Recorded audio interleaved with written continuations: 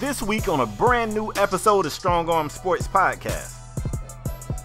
So I don't know what that means. They are screenshots of an 18-wheeler at his house. They saying it's a moving service. I don't really know.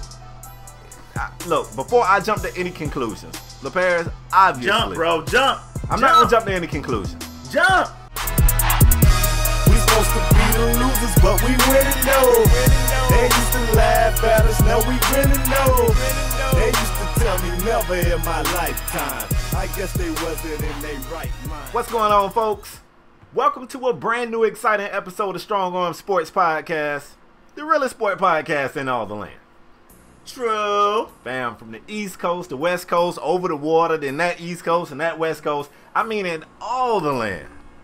True. We are back to wrap up the previous week of sports in dramatic fashion. No BS, no sugarcoating, no biases, only the strong arm truth. This happens to be the first time you guys have watched our show here on YouTube, or if you're listening on any of our various podcast channels. On one half of the show, I go by the name of K Spade the Prospect. And I'm your boy, Paris57, and together we form Strong Arm Sports Spade. Yes, sir. I had some technical difficulties last week. You know, things happen. I was tripping. Hey, but you know what? It's okay. You know, we still ain't getting major backing yet. Y'all need to holler at us, call us ASAP. Facts. But I mean, we have seen ESPN just, hey, Spade, that was the playoff game, and they like went to a commercial like at a game-winning shot. So if they can have mistakes, so can we. But nonetheless, let's get started, and we're gonna change it up this week, Spade. We changing it up. I know you're like, what? We're going to start in the NBA this week. The NBA, a lot of things is going on. We know free agency has officially started. I think, what was it, July 1st, June 30th, one of those days. It has officially started, and we have some news to announce, some things to discuss. Spade, I want to start in OKC. There was a lot of rumors going around saying that Paul George wanted to be a Laker. Paul George, even when he was traded from Indiana to OKC, it was rumors like, oh, this is just a rental. Paul George gonna go down there and see what happened. They formed their version of the Big Three. I did quote finger Spade. They formed their version of the Big Three. It was like the Big 2.5 because Melo was a shell of himself. Wow. Yeah, I said it. I said what I said, bro. But people thought it was a rental. But for some reason, Spade, Paul George, I don't want to say he necessarily fell in love with the city, but he liked playing with Russell Westbrook and Paul George. If you guys didn't know, he read up with OKC to stay at Thunder for 4 years, $137 million. Spade, talk to your boy. Everybody thought he was going to the Lakers. What's your thoughts? Hey, I don't understand why everybody's so shocked. This is why sometimes those rentals work out. This is one of the few times where a rental worked out for both teams. The Pacers got the most improved player of the year, and the Thunder got a true piece to help them build a title contender. They already had Russell Westbrook. Let me interrupt you right there before you move on. Let me ask you this question real quick. Has there ever been a trade that I think where both parties actually feel like they're good? Like both parties, Pacers and Thunder, feel like they're happy. Like, have we ever seen a trade like that in NBA? I mean, I don't want to say I'm NBA sure we have. Yeah, I don't have one sitting right here on the edge of the old brain. Recently, because usually somebody gets the banana in the tailpipe. Usually. Yeah, that sounded real bad, by the way. But yes, I'm sure of it. I just can't think of one right now because right now I'm ready to defend my boy Paul George and fall back. Okay. Now, look, man, they slandering the hell out of Paul George on social media. They are. Look, the hottest take I saw was he is the current modern-day Melo. When Melo turned down opportunities to play for a contender to go back to the Knicks for more money. And I don't see this as that way at all because unlike the Melo situation, it was better teams trying to get Carmelo, and Melo had no interest. Say what you will about the Lakers and Showtime being back, and Alonzo Ball and Magic Johnson and all that. The fact of the matter is, if you Paul George, you looking over there at OKC going, I'll take Russell Westbrook over any guard in the Lakers system right now. Then you looking over at Steven Adams thinking, I would take Steven Adams over any big, and I know I love Julius Randle. He's got tremendous upside, but for what Steven Adams gives that OKC team, I don't know if I'm putting Randle over him just yet. Maybe this season will change that story. But as of right now, I'm looking at Steven Adams like, okay, we win that. I'm looking at Westbrook like, okay, we win that. And I mean, I didn't really hear any other teams buying in. I'm sure other teams was contacting his team, but ultimately he felt like his best chance to win games was to stay in OKC. Yes, that was their first year. Things didn't go right. Now, you can go back to the Big Three in Miami. Their first year didn't go right. It didn't go as bad as it went for OKC. But OKC won 48 games this past season. And, you know, ultimately, they didn't show up when they needed to show up in the postseason. But a lot of times when you throw these stars together where you're not option number one on that team, it takes a while to figure it out. I'm actually not upset. LaParis, I don't know if you remember, I said it here on this show. I remember. Can you walk away from Russell Westbrook and that heart that he displays night in and night out? It's turned to the point where it's cool to slander Russell Westbrook, and they say he only care about stats, and they, you know, like now it's the cool thing. The narrative changed. 2 years ago, Russell Westbrook was the best player we had ever seen. We ain't never seen anybody average a triple-double, and just 2 years removed from that, everybody slanders the guy. But say what you will about him, he gives 110% every game. And if you Paul George, at the end of the day, you probably want some of that on your team. Do it mean it's going to come without things you got to work out, kinks to work out? It's going to be issues that you guys going to have to talk through. But I think ultimately, I think he probably made the right decision. Matter of fact, not probably. If it was between the Lakers and OKC, LaParis, I think he made the right decision. Let me tell you something. You don't like that, if he would, no, listen. Bro, I agree with you. First of all, I don't tolerate any Westbrook slander. So I know in the comment section it's about to be, oh, Russell Westbrook, blah, blah, blah. I'm going to be on your ass. Believe that. I don't tolerate no Westbrook slander. But, Spade, I'm going to have to agree with you, man. I don't mind Paul George going back there. And it's kinks you would have to work out if he would have went to the Lakers. I mean, unless they're going to trade Lonzo Ball, he would have had to been dealing with LeVar Ball. LeVar Ball just, I mean, we know he run his mouth. And Paul George, you know how Paul George is. Paul George, he tweets, he be doing videos like Instagram videos, so we already know. So wherever he would have went, it would have been some kinks needed to work out. So I don't mind him staying down there with Russ. Spade, I gotta ask you. Yes, sir. Do you see, like, what do you see this forming for the Thunder? Melo opted in. Yep. People. We always talk sports in the party and stuff, and people in the party was like, "Yo, Melo's gonna opt out," and I'm like, "Man, Melo about to get like $29 million." Not opt out. They said Melo might. The Thunder are gonna try to buy Melo out, and I was like, "No way." The Thunder can't afford to buy Melo out. Like, if you usually how a buyout works, like you looking at like Dwight Howard's situation, Dwight. I think he's scheduled to make like $23 million. The Nets probably going to buy Dwight out for probably $18 million. And Dwight probably going to go to a contender. Melo about to get like $29 million. You think they're going to be able to buy Melo out for $18, $19, $20 million? Yeah. No way. So what do you see the landscape? What do you see the Thunder falling in the landscape of the NBA in the next season? I think they, with them re-signing Paul George, I think they build on the things that went right last year.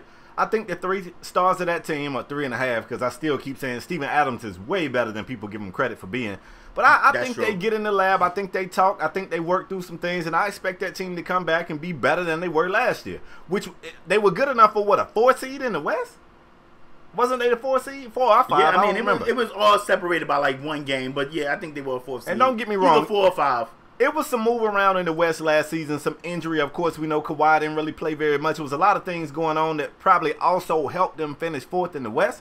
But I expect the team to be better this year than they were last year. And I think they're going to build on it. I think they'll be all right. I think they need more shooting, though. Like, we already know what we're getting with Roberson. He's not a shooter. He's there for defense. We already know. But I still feel like they need some shooters. Maybe they could address that in free agency with some cheap guys. I mean, you don't think it could be Melo and Paul George? Say it again? You don't think it could be Melo and Paul George? You don't think they can step up on the shooting? I think Paul George is a great player. You already know how I feel about Westbrook. I don't know what we getting for Melo, Spade. Like, I don't know. I think last year was an anomaly, though. I don't think that's Melo. For Melo? Yeah, I don't think that's Melo. What he scored? 15, 16 again. That's his worst season since he's been in the league. I don't think that's Melo. You think we can get Melo closer to 20 next year? Yeah, I think. If not 20? Yeah, I think the true Melo's a little better than we saw last year. Definitely. So, I mean, at times, and LeParis, we talked about this. Watching those games, they just couldn't get right. Like, they never could get into their flow. And I've been on record as saying this. It might be time for them to do something in the and I know they're not going to do anything egregious at this point, but they got to do something different in the coaching realm there too, bro. Like, Billy can't sit back and just let them go do whatever they want to do for 4 quarters. That's not coaching. Somebody going to have to pull out the clipboard and drop some damn plays or something. They got to do something. And I've been very hard on Billy Donovan. In my last point, Spade, they were up in 2 handful of games at least, and lead going into the 4th quarter, and they blew leads. To me, that's coaching. That's coaching to me. So I've been hard on Billy Donovan. I'm in agreement with you again. I think changing the coach. I'm not really a big fan of Billy Donovan. Might be time for him to go if it don't work out this year. But we can move on, bro. Okay. All right. Well, from one big we thought free agent move to what could possibly be another one. Now, we've seen a lot of people coming off that free agency list, and one name we haven't seen that we didn't expect to see. We already called it, said this guy's probably going to be the last name coming off that list. And let's talk about LeBron James. For those that don't know, this was a player option year for LeBron James. He could have chose to opt in, and he actually chose not to opt in. So that don't necessarily mean he won't re-sign back with Cleveland. It means as of right now, he's a free agent. He gets a chance to take offers from other teams. And man, people are, everything this guy does makes the ears perk up of the media and the fans alike. Apparently, LeParis, I don't know if you heard this, but apparently it was a moving truck at the man's house in Cleveland. Now, I remember when he played for the Heat, when he was my favorite player, and, you know, just a happy Heat fan like I was told that it was a moving truck at LeBron's house in Miami. And I was like, man, LeBron got so much money, he probably throwing away all his old shit, and he got new shit coming in. And then it broke my heart, the man left. So I don't know what that means. They are screenshots of an 18-wheeler at his house. They saying it's a moving service. I don't really know. Look, before I jump to any conclusions, LeParis, obviously. Jump, bro, jump. I'm not going to jump to any conclusions. Jump. All right, you want me to jump? All right, here we go. Jump. I'm on record as saying I didn't think the Colin Sexton draft pick helped the Cavs keep LeBron. And up until last night, or maybe it was today, nobody from the Cavs organization had spoken with LeBron. Of course, they had spoken with Rich Paul and his team, but not LeBron. And they were saying that they felt like it was paralysis. That's actually their word. They said that they didn't know which way to go. They wanted to talk with Bron as to who should we go after. You know, what moves should we make that'll make you feel happy? We want to do what's right for you. And Bron was adamant in saying, I'm out on that. They're going to have to go on. They're going to have to figure this out as though I'm not in the equation, and I'll make my decision later. And I don't know if you the Cavs, I don't know how you move forward with that, but I feel like they kind of struck out a little bit on the draft pick. And every time I say this, somebody defends Colin Sexton. Let me say this. I love Colin Sexton. I love that dude's game. I just don't feel like his game complements LeBron's. That's not to say, I mean, I said the same thing about Ben Simmons. Everybody keep talking about putting LeBron and Ben Simmons next to each other. And I'm like, what the hell are you going to do with Ben Simmons off ball? He can't shoot. Like, he don't make sense in the offense with LeBron. That's not me saying Ben Simmons isn't a hell of a player. He just doesn't make sense in my eyes in a system with LeBron. So, I don't know, man. I kind of felt like it was favoring Bron to leave. However, the Paul George signing back with the Thunder thing throws a huge monkey wrench in the LA Lakers game plan as far as landing LeBron. So now the big question has to be, what is going on with Kawhi? And I still think that is the deciding factor. I think if Kawhi can somehow or another land in LA, I would not be shocked to see Bron relocate. Other than that, I don't know. I don't know where there's a better situation for LeBron that it makes sense. I really don't, LeParis. I don't. I'm gonna tell you what, I read something from a beat writer that said LeBron had, it was 90% that LeBron had Paul George signing with the Lakers. And now Paul George reads up with OKC. I think this kind of threw LeBron for a loop. I think so. I think it threw him for a loop because they said that this meeting that LeBron people is having with Philadelphia wasn't even scheduled. Like they just was like, oh, and I feel like this whole situation with Paul George threw LeBron for a loop, and now LeBron. I don't want to say LeBron is panicking, but it's like, you know what? Now let me look around the landscape. Let me see. I don't think LeBron. I agree with you, Spade. I don't think LeBron and Philly. I don't think that's the move. Because even if you said put Ben Simmons off ball, even if they put LeBron off ball, people going to be like, oh, they're going to hand the ball to Ben Simmons and LeBron's going to play off ball. I know that's what the comments. I know that's what people going to tweet us. Right. I know that's what they're going to say. They're going to play LeBron off ball. And I don't know how comfortable. I don't know how comfortable LeBron is going to be playing off ball, letting somebody else pretty much run the offense the majority of the time. I don't know. And I think this was kind of some of the rift between Kyrie and LeBron. I think this was kind of their issue. And I don't know how LeBron is going to feel about that. Let me say this, though. The Embiid. Go ahead. Let me stop you. LeBron's on record as saying that he wants to play off ball. Like, LeBron says he wants to play off ball. And that's what people that's the rebuttal going to be to what you're saying. They're going to jump in the comment section. They're going to tweet you and they're going to say, LeBron wants to play off ball. And to those people, I'm going to say, that's what LeBron think he want to do. Okay? That's what he think he want to do. Until he watched them lose some games while he's sitting his ass in the corner like a 5-out Pro-Am player. Then he ain't going to want to do that no more. I love ESPN like the next man. But everybody say they want to work for ESPN until you find out they have you working 24-hour shifts. I'm just saying. That's the rumor. I don't know because I don't work for ESPN. I'm just saying. But look, I feel like the PG news threw LeBron for a loop. Spade, we was in a party. If you guys don't know, Spade stream on Friday nights. We was in a party on a Friday night. We always talk sports. I said LeBron will be the last man standing. He's going to be the last one that commits. He's going to wait to see the landscape. So let's just assume nothing happens with Kawhi. They don't move Kawhi. Spurs like, you know what? We're going to wait to the trade deadline.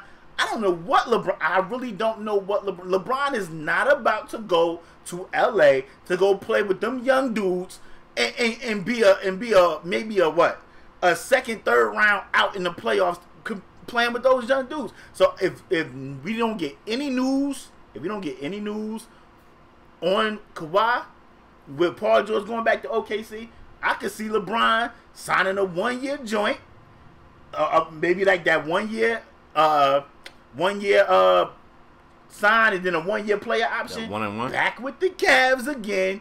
Strong on some more trades. You know, for some reason LeBron is always able to manipulate other teams and taking some of his players. Like the Kings took Iman Shumpert in his big contract. He ain't even played when he got traded.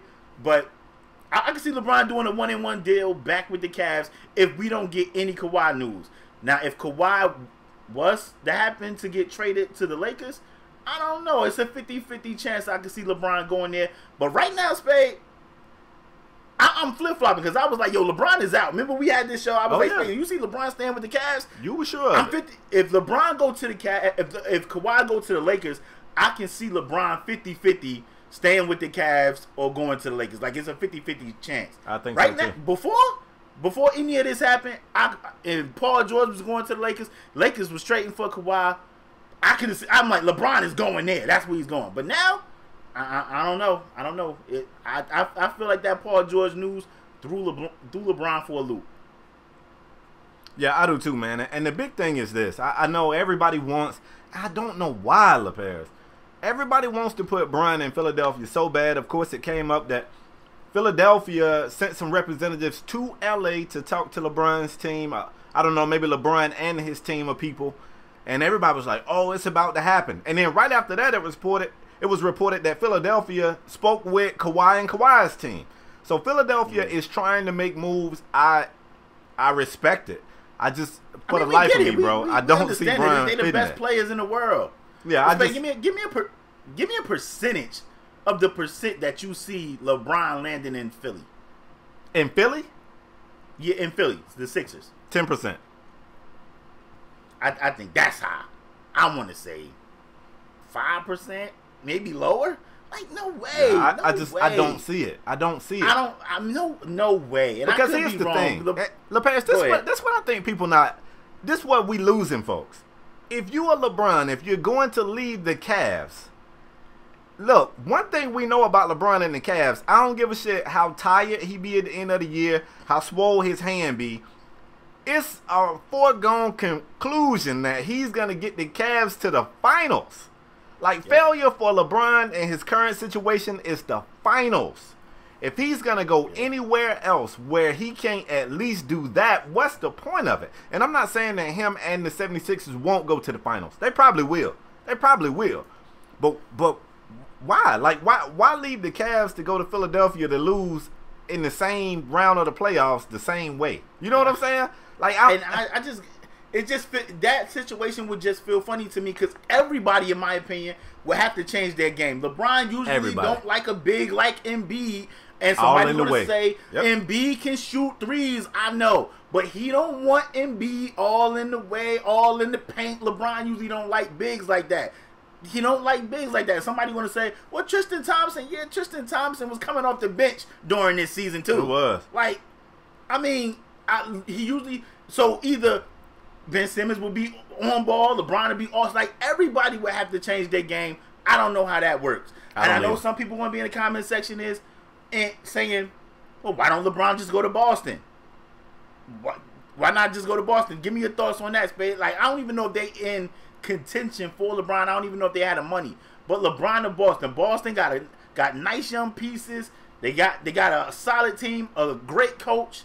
LeBron to Boston, any chance? I don't think so.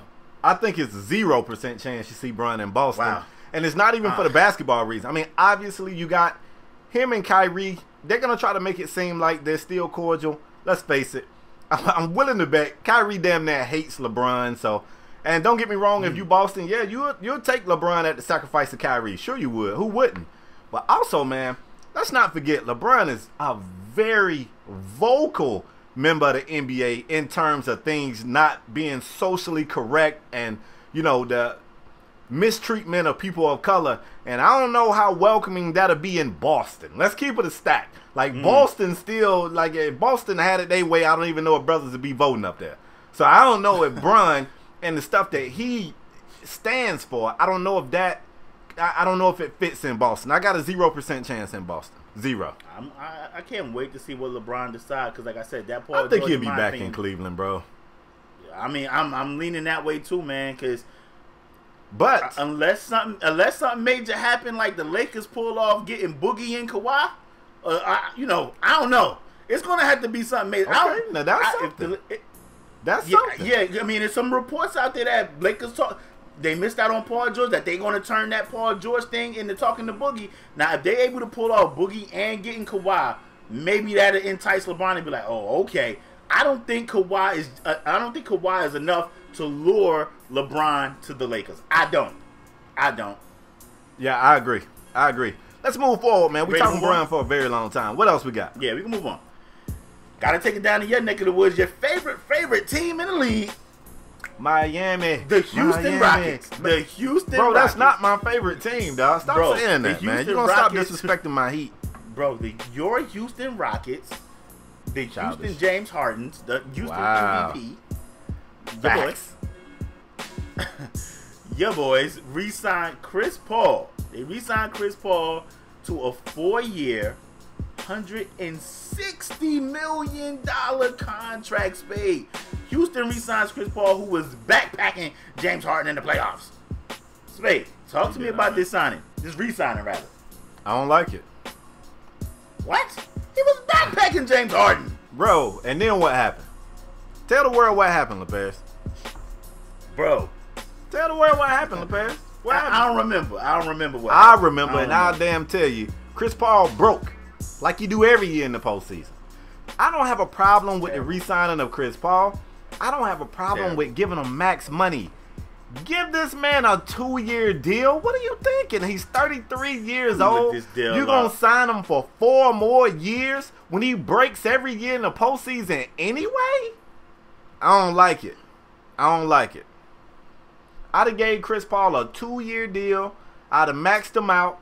As of right now, they still got to make a priority out of trying to get Clint Capella re-signed. They didn't get Clint re-signed yet. They did get your boy Gerald Green to re-sign back at the league minimum. So they're going to get Gerald Green back. So I like what they doing. And listen, man, Everybody gonna come from me Trevor like, Ariza oh, left. Trevor Ariza left. Oh, I like that. Him. I like that. Trevor should have been left. gone. He went to the Suns for $15 million. Which is that's for 1 year. They gave him 15 million. You know it's crazy because what is Phoenix one doing? year. What is Phoenix doing? I mean, that's another question. That's another story for another day. But it's crazy because Trevor Ariza left, and they could have got somebody if they would have traded Trevor Ariza last year, and Chris Paul was like, nah, that's my boy. That's right. And he left. I think they could have got Melo, right? They could have got Melo. I think it was Melo. Who I think fits better there than he do in OKC. I think Melo fits better because Melo, you could play Melo at the 4, and you could call ISO. You could let Melo take a big out on the perimeter and let him give his ass that 1v1 work. Listen, man, I like Chris Paul. I do. I promise y'all I do. I like Chris Paul. And I like the fact, I do, bro. I like that they re-signed him. I don't have a problem with him getting the money he got. I just don't like a 4-year deal. I don't like a 4-year deal for a 33-year-old player that break every year in the postseason. I don't. I mean, I know you totally understand why Chris Paul would do it, but as the Rockets, oh yeah, man, that's a lot of money, man. What's that, $40 million a year? Good God, that's $40 million a year for a guy that break every year in the postseason, bro. When the last time Chris Paul didn't break?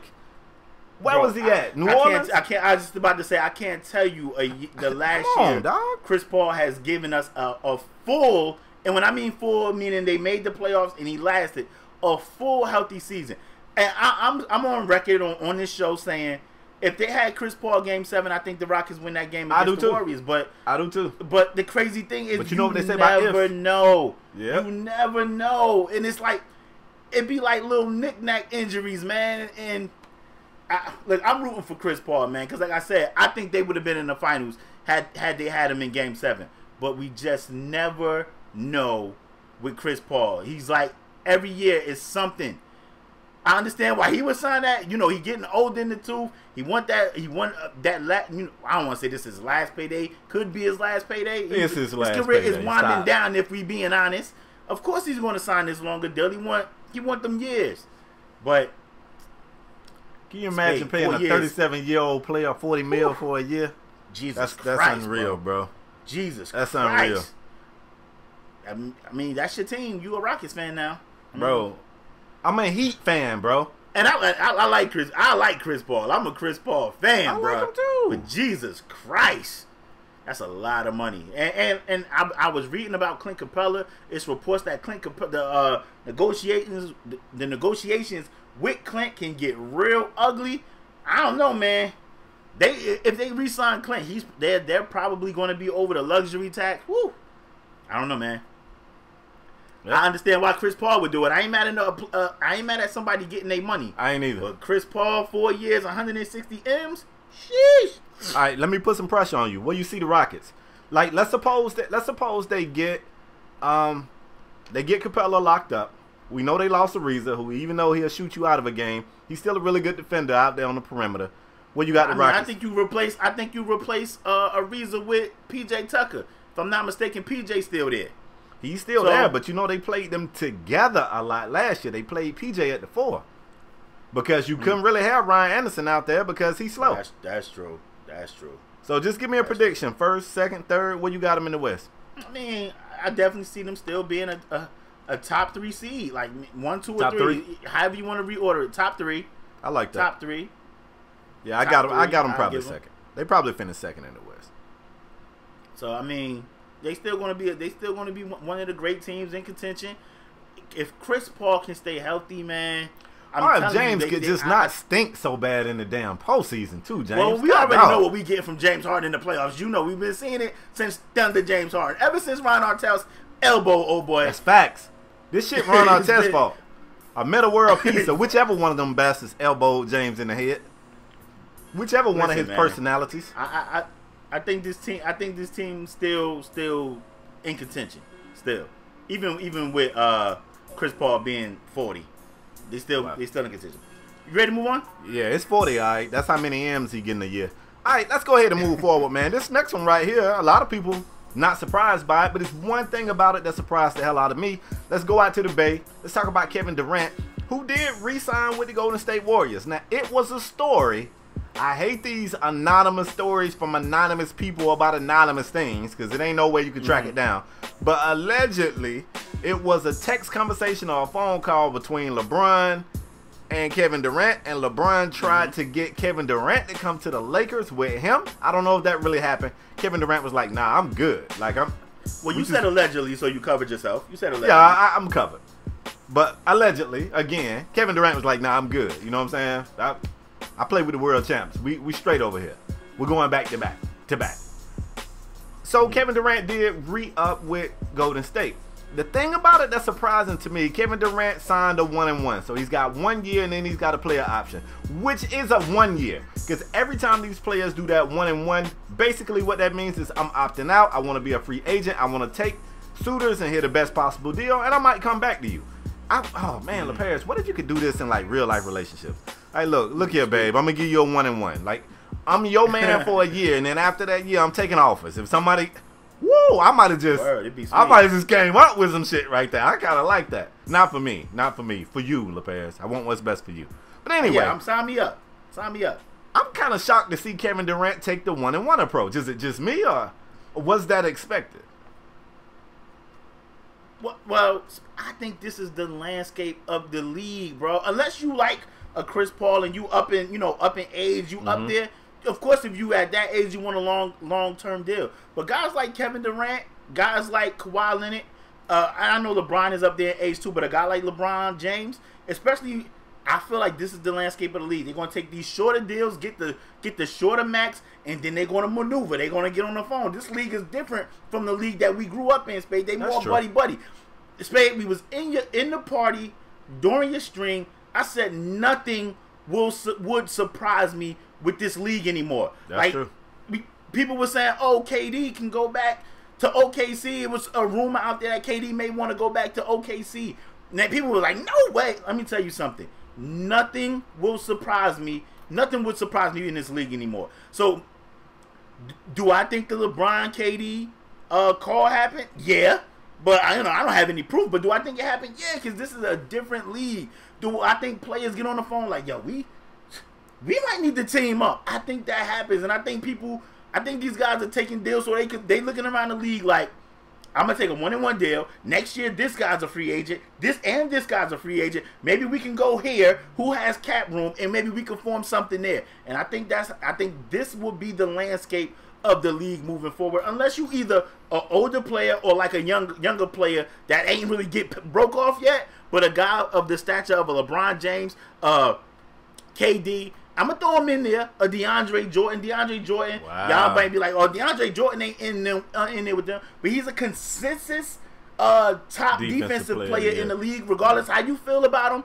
He's up there always, a top rebounder, a top defensive player in this league, always up there in blocks. These guys are going to take shorter deals, and then after their deal is up, they're going to opt out, get big money again for another shorter deal, and they're going to get on the phone, call each other, and maneuver with each other. That's how I see the landscape of the league going, Spade. Okay, and you're probably right, but it's a few things. A couple of things I want to talk about. And I tried to find it while you was talking. I couldn't find it. Do you remember when they won the championship and they were having a little chit-chat or whatever, and Steve Kerr was like, we told Kevin Durant, we'll give him however much money he want. And the owner was right there, and they said he was drinking that truth serum. So he probably had some of that Jack Daniels or something in him, and he was like, nah, we ain't giving him whatever he want.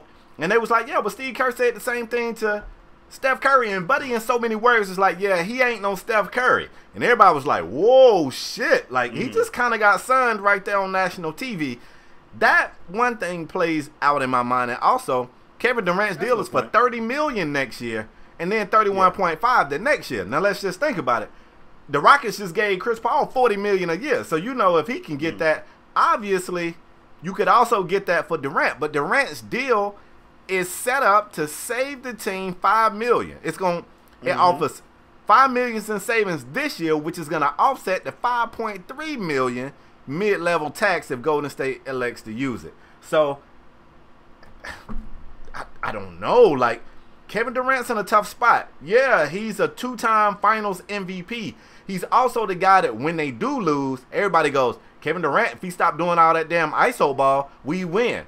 He's also not just that, he's also the guy that when they do win without Steph Curry, everybody says, yeah, they look okay. But when Steph Curry comes back, they go, it is obvious that this is Steph Curry's team, and Steph Curry is still the heart and soul of this team. He's still the best player on this team. Kevin Durant's in a tough spot. So, to me, maybe I'm reaching at straws or grabbing at straws or however the damn saying go. But I just feel I think that's fair, though. I feel like if you Kevin Durant, I don't know, man. This, to me, it makes me wonder if it's a possibility that KD could be looking at life after Golden State. It's just a possibility. That's how it looks. You know, the crazy thing is that where I thought you was going was when you spoke on what the GM said. I thought you was saying that Kevin Durant could be a little salty about that comment. I was going to say Kevin Durant needs a sense of humor. One, he needs a sense of humor. Well, we know he ain't got that. You saw what happened when Peyton Manning cracked the joke at the ESPYs. Yeah, he's still salty about that. But do you think? Let me just throw it out there. Do you think KD signed a 1-and-1 deal?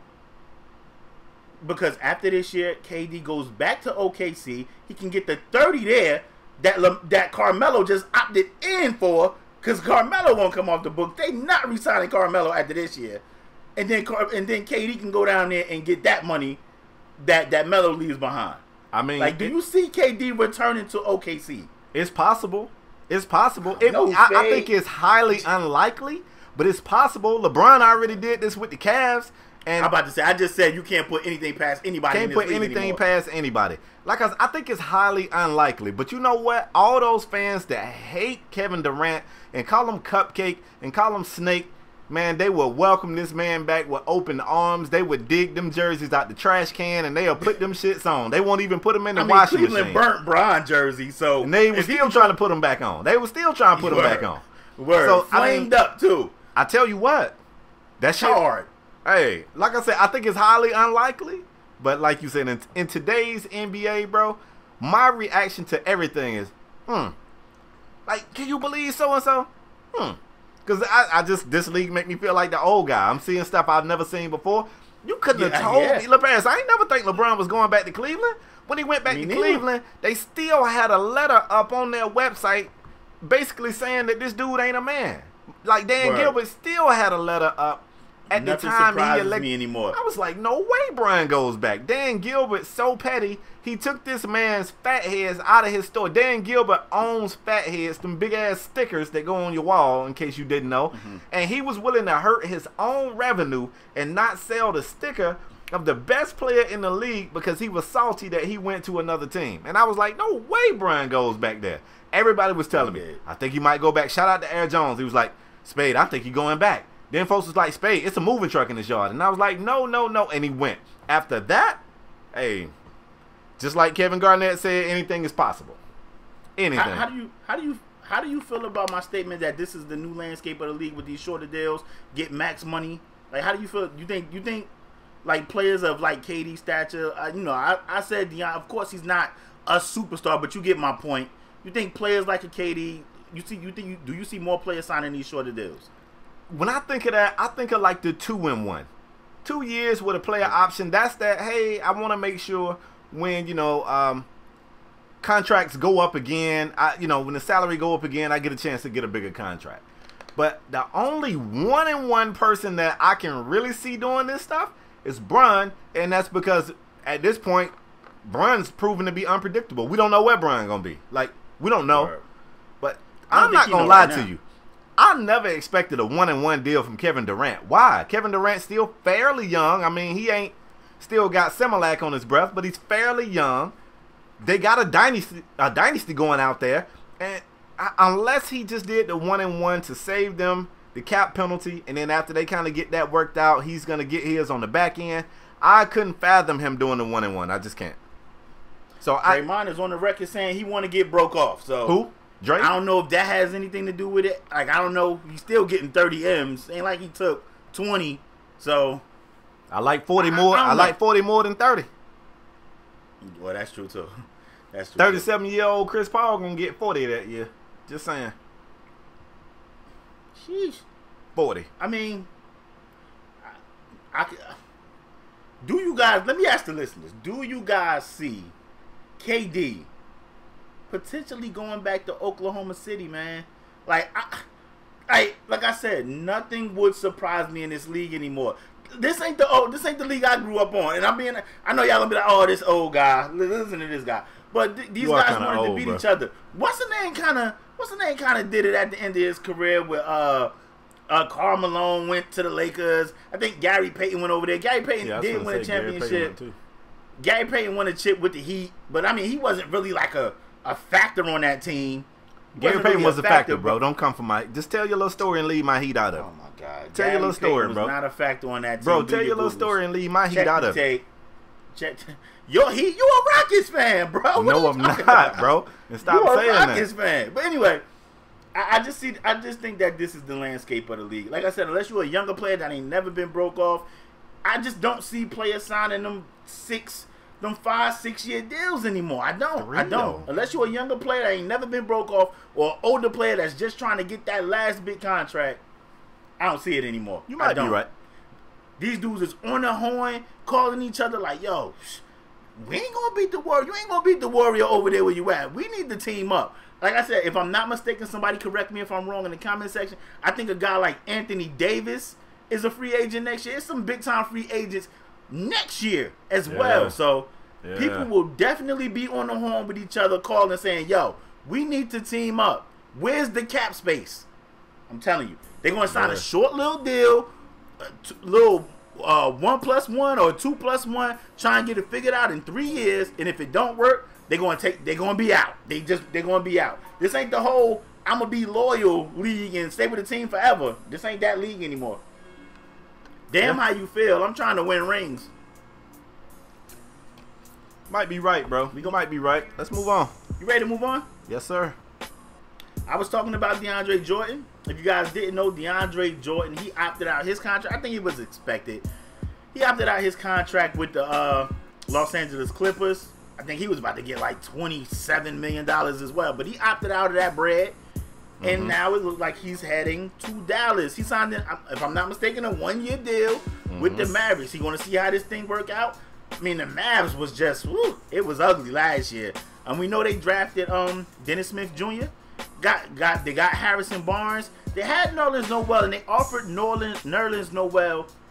If I'm not mistaken, somebody gonna correct me if I'm wrong. I think a 4-year, $80 million contract. Nerlens Noel bet on himself. Took a shorter 1-year deal. Like sometimes the 1-year deal don't work out. It don't work out. When you bet on himself, it don't work out. He took a 1-year deal, bet on himself, and he barely played. I don't know if that was, but he did have an injury. But I mean, even when he came back from injury, he barely played. And it looked like Deandre Jordan is heading down there. He's going to take a 1-year deal to sign with the Dallas Mavericks. Spade, talk to your boy. I don't know what to say here, bro. I don't know what to say here. I mean, this is 3 years after the man wanted to go there. Basically, was agreed in principle to sign there. And the Clippers, they happy ass in the plane, flew down there, locked this big ass man in his own place, and basically wouldn't let him out until they kumbaya'd him into coming back to the Clippers. Only for somebody to pull a pin on the grenade and drop it in their own lap and blow the damn Clippers up. He the last one standing. On a team that he wanted to be the first one off of, LaParis. He wanted to be the first one to offer that shit, and he was the last person there, which is terrible. Terrible, unless you count Doc. It just feels a little weird now, LaParis. Like, what's I don't know. I mean, he wanted to be there. I think, if I'm not mistaken, he's from Houston. He's from Houston. Right? We already know Houston don't have the bread to bust a move. Somebody got to let me... I don't know, because they finna have to break up Capella. We don't think DeAndre Jordan's better than Capella? I do. Let me get a 20, bro. Let me get a 20. I'm telling you, people are signing these 1-year deals. Somebody, Spade, we don't got the time, but somebody got to tell me who coming off the Rockets books. Who coming off the Rockets books next year? Because DeAndre might sign his 1-year deal with the Mavs to get his ass on down in Houston the following year. It's going to depend on what they finna do with Capella. Capella's the person in the way. Listen to your boy. They are saying that this negotiation with Capella may be a problem. What if they let Capella go? Then that means DeAndre signed this shit too fast. He should have waited. What's the rush? Wait and see what Houston doing with Clint. Because look, I like Clint. I do, y'all. I said I don't think Clint get enough credit for his defense. I think he's a good defender. I think he's a better than average defender when he gets switched off on a guard, because this league is pick and roll heavy. Everybody come down and run picks. Go ahead. I'm going to let you finish. Go ahead. Listen, I like Clint Capella, but let's face it, he is a pick and roll big man for the most part. Ain't nobody picking and rolling like Deandre Jordan. And Deandre Jordan's flying for oops, and he's blocking shots. I agree. Everything you're saying is correct. I think it's a rule in the NBA, Spade. You can go over the cap if you're keeping your own guy. The reason DeAndre couldn't go there because they wouldn't have had the money to sign him. He wouldn't have been able to get big money. Okay. So I'm saying, what if they let Capella walk? That's why I need to know if Ryan Anderson is coming off the books next year. Because if Ryan Anderson is coming off the books, they can slide that money to DeAndre Jordan next year after he played a 1 year. Close to the city where he wanted, well, close enough to the city he wanted to be, and I don't think Houston and Dallas is close in mileage. It's close enough, ain't that close. He played his 1 year, in Dallas, and then the following year in 2019, he take his ass to Houston where he wanted to be anyway. I'm just saying, I need to know if Ryan Anderson is coming off the damn books next year. Ryan Anderson come off the books. They can re-sign Clint. Yeah, they can re-sign Clint Capella, Spade, because he's their player, so they can go over the cap. But I've been reading a lot, and I'm thinking to myself, Spade, why would the negotiations be? They saying it can get ugly. Why would it get ugly? Clint Capella has been nothing but stellar for the Rockets. I mean, and all that's true, but I think everybody kind of feel like Clint Capella's a system guy. I don't think anybody feels like you could build a team around Clint Capella. And at the same time, I think we both been a little bit disrespectful to the Mavs. The Mavs just probably got what a lot of folks feel like might be the steal of the draft. They did just bring in Luka Doncic, who they feel like is going to make that offense better. They still got DSJ. We did a bruh. Come on, bro. We did a pre-draft. We did a pre-draft show. Well, not a pre-draft. We did a draft show. A show during the draft. And we was like, yo, what the hell are they going to do with Luka and DSJ in the backcourt at the same damn time? Yes, I said that. What's the problem? Yeah, what's the problem? So, I mean, Spade, bro, we could be wrong on the kid. My only problem was I ain't like him going number 3 overall. I like him at 20, 25. I just don't like him at 3. Let me tell you something. You're being disrespectful to the Mavs, who happen to be running a hard-working campaign. Now, you know, behind closed doors, they might be touching females and all kind of stuff. Are they making the playoffs next year? Maybe. They ain't making no playoffs next year. Maybe. You look at who just missed the playoffs. The Nuggets and the T-Wolves just had to have a 1-game playoff. They didn't have no Luka Doncic. Didn't make it. The Mavs ain't making the playoffs. They ain't had no Luka Doncic. These guys got a Luka. Shit. They had a Jokic. What you mean? These guys got a Luka who just got the max. Okay, so look. Ryan Anderson come off the books in 20. He a free agent in 2020. What you trying to say? You got DJ going to Houston? Spade, something is up, bro. Okay, you might be right. Something is up. I'm telling you, something is up. I say you might be right, bro. Relax. I'm not saying you're right. But before I jump the gun, I gotta see what happened with Clint Capella. But I just don't understand why on the Rockets end it would get ugly with Clint Capella. He has been nothing but stellar. Everything they asked him to do, even when they had Dwight Howard a few years back, Clint Capella came off the bench, played his role. He has been nothing but stellar. Why would it get ugly unless they have? Because they feel like they made him. We made you, Clint. You ain't no star. We made you. So that means don't pay me? Yeah, we gonna pay you, but don't come in here with your chest all out. We made you. You ain't finna get no $40 million a year like 37-year-old Chris Paul. I could be wrong. I'm an NFL guy. I could be wrong. I feel something is up. Something is up. We'll see. Something is up. I gotta see what happened with Capella. Now, if they sign Clint Capella for some 5-year, something, you know what? Even if they give Capella some old 5-year deal for 120 M's or whatever Clint Capella can get, it's going to be a sign and trade, and they're going to get DeAndre Jordan. I'm telling you, something is up. Something is up, bro. Something is up. You might be right, bro, and I just want you to relax because you could also be dead ass wrong. Let's move forward, bro. This next story right here is gonna be near and dear to your heart. You're not really gonna like it. Yes, it is. Yes, it is. I know how big a fan you are of family. Those watching the podcast, y'all don't know this. I love family, bro. I consider you part of my family, bro. LeParis is big on family. Big on family. And the next segment, we're going to talk about a family being ripped apart. Ripped apart, man. Austin Rivers. Hey, wait, I got to make it funny. Let me back up. You got to understand, man. Once free agency hit, once the offseason moves actually start going, usually, and I'm not trying to be funny, don't take this the wrong way, but the big names seem to go a little later. That's another thing. That's another reason why the Paul George news was so shocking, because it was kind of like as soon as something could happen, Paul George was gone. And we didn't talk about it in that segment, but LeParis, a lot of people felt like he was resigning because it was a big party that Paul George was throwing. Russell Westbrook left his family vacation to attend the party.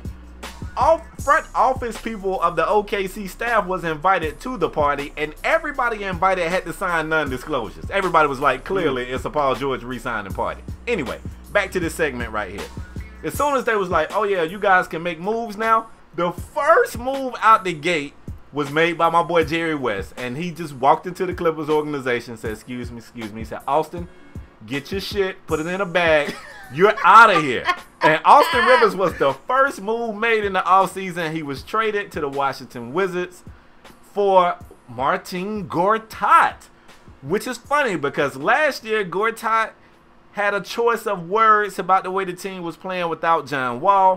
We felt like it was taken out of context, but the team never bounced back from it. It always kind of seemed like it was getting spicy there. John Wall said, I know Gortat ain't talking. He get the most spoon-fed assists of anybody in the league, and boom, he's gone.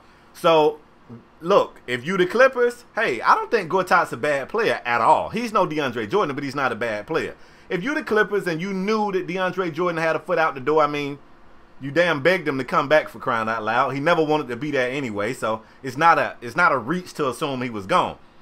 But if you the Clippers, you get rid of Austin Rivers, who 99% of the league felt like nepotism was the only reason why this guy was still in the league anyway. You know you're losing DeAndre Jordan. You get Gortat back. The Wizards don't even give a damn who they got back. They just wanted Gortat gone. Like, Wizards fans were celebrating that Gortat was gone. And LeParis, to you, is one question. I really thought the Wizards was doing this to free up a spot for Boogie. But last I heard, only 2 teams reached out to Boogie. That was the Lakers and the Pels. So who wins this trade? Do anybody win? Do both teams win? I don't know like each team's salary cap. I know the Wizards been breaking the damn bank on guys like everybody. Otto. They paid Bill. Of course Wall gonna get paid or has been paid. I mean, Gortat had like a contract. He had a big contract too, if I'm not mistaken. And by the way, Gortat is horrible now. I don't know what happened to the Polish Hammer. I don't think he's horrible. He's not horrible. He has been horrible the past 2 years. Gortat has been horrible. Spade, I'm not gonna lie to you, bro. I'm not gonna lie to you. I don't know. And I used to like Gortat. I don't know what happened to Gortat, but the past 2 years, Gortat has been horrible. Horrible. Believe me. Not very nice. You already know. I feel Austin Rivers is a solid player. Spade, you told me that some beat writer, somebody said that Austin Rivers, what did they say? Is like Avery Bradley 2.0 or something? Nah, they said that the Wizards was getting another guard that was going to be just as good as Bradley Beal, and I was like, what the fuck? Like, that just threw your boy for a whole loop. Bradley Beal, you need to go throw hands at somebody. Yeah, I got they salary pulled up if you want some numbers. But yeah, it's I mean, I already know Otto getting what, 20? Wall 26. Probably getting what? Oh my gosh, what is Wall getting? Well, Wall is third. 26 for Porter, 25 for Bill, 19 for Wall. Oh, well, Wall he got to be about to get read up then, because he definitely going to be the highest paid player on that team. He's going to get 30 a year. Hey, he's going to get that Supermax. 16 for Mahimi, and guess who's right after Mahimi? You guessed it. Jesus Austin Rivers with 12.6. Austin Rivers make more than Marquise Morris, Kelly Oubre. That's what I'm saying. And that's part of the reason why I don't think they can holler at Boogie, man. I don't think they had the money. I could be wrong. They know they got to pay Wall. I don't think they had the money, man. But who wins the trade, you ask? Yeah, who wins? I guess I would have to say the Wizards because they got rid of Gordon. Spade, I don't know if you've been tuned into the Wizards. This is a contract year for Wall. You right. Yeah, I gotta be. Wall about to get the Supermax. He gonna get 40 a year, damn near. He gonna be 30-something, $40 million a year. Yep, this is his fifth year on a 5-year contract. Yeah, going into definitely. I knew it, cause no way he's gonna be the highest paid player on that team. But Spade, I don't know if you be tuned into the Wizards, but if you was tuned into the Wizards, Spade, you would know how horrible Gortat has been, and that's why Wizards fans are dancing in the streets that they would have traded Spade. When I tell you they would have traded Gortat for the chair that Doc Rivers sat in, I'm telling you, bro. Bro, I'm telling you, they would have traded him for the doorknob that Jerry West turned to kick Austin Rivers the hell out. They would have took the doorknob. I'm telling you, he's been horrible, Spade. So if I had to choose who wins the trade, I guess I would say the Wizards because they got rid of Gortat. But I'm not. I mean, either way, this. Let me see how long Austin got before his deal up. Let me see. I don't know, man. Let's take a look gander at Austin. Jerry West. One thing we know about Jerry West, Spade. Oh shit! Why you looking that up? This is an expiring contract for Austin. Yeah, man. I knew, bro. Gotta be. They ain't gonna re-up Austin. No way. Nah. He's out of there. Nah. He's out of there. They how might buy him out, bro. They might buy him out. He had a 3-year, $35 million contract. Doc gave him that. You remember when Doc? Yeah. You talked about that on the show. Yeah. Doc gave him that. Yeah, he getting 12.6 this year. Boy, I hope he's saving them pennies because this is probably the last one. I see Rivers staying in the league, Spade. Now I think Rivers is a solid player. I just don't think Rivers is as good as he think he is. I don't even know it. All world. Look, I will say this about Austin. I've seen Austin display tremendous amounts of heart. It's the game where he got bloodied up and he was playing his ass off. I remember that game. Like, I don't think the kid is bad at all.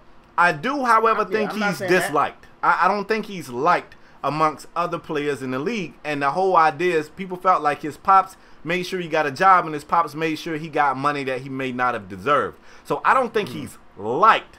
And if he's not liked, I mean, shit, look at Dwight Howard. Dwight can't find a home, and he's a way better player than Austin Rivers is. So if Austin isn't liked, I think that could ultimately spell the end of his career. Look, we ain't seen teams, ain't nobody even talking Dwight. I ain't seen not a nailed team, and that's what we say in the South, y'all. If you ain't from here, that word might have tripped you up. But I ain't seen not a nailed team talk about Dwight. LeParis, before the show, you just told me it was 5 teams wanting to talk to JaVale McGee. It was 5 teams that want to talk to JaVale McGee. Who want to talk to Dwight? It was we said I think it was the week before last or last week's show when the Dwight news happened. We said that it's been a little report that Dwight may be looking at the Warriors, so maybe that's why the Warriors may potentially let JaVale McGee walk. I don't know, man. The Warriors is on that list of teams want to talk to JaVale too. So I mean, yeah, they were. I think they just in case they strike out with Dwight. But I read somewhere that Rivers is a solid player, Spade. I think he's solid. I think he is too. I can see him still being in the league. But I think the Wizards might buy his ass out, man. I'm telling you. They would have took anything for Gortat, bro. That's how bad he's been. He's been bad, Spade. Ask a Wizards fan. We know him. Ask him. He's been bad. I actually don't. And I used to like Gortat. I don't know what happened to him. And then he had the nerve to come at John Wall. So that was more fuel to the fire. No, so, then he had the nerve to get a Jordan Jumpman tattooed on his leg. Oh, that was Orlando. Gortat. I was like, is solid. Jumpman on his leg? What the? At least he was solid. I still think he's solid. I could be wrong. Spade. I could be wrong, LeParis. Let me be wrong sometimes. Who wins tired of being right all the damn time. Let me be wrong sometimes. Who wins the trade, Spade? Who wins? Yeah. Hold up, let me look at Gortat contract before I say. Gortat has been horrible, bruh. Trust me, man. You know I FanDuel a lot, bruh. He's been horrible, bruh. Gortat was damn near free on FanDuel. He's been horrible, bruh. So you just gonna keep saying that? Bruh, he's been horrible, bruh. He's been horrible. Gortat stats. I gotta look it up. Yeah, man. Let's see what we got, man. Gortat averaged 8 points and 8 rebounds, man.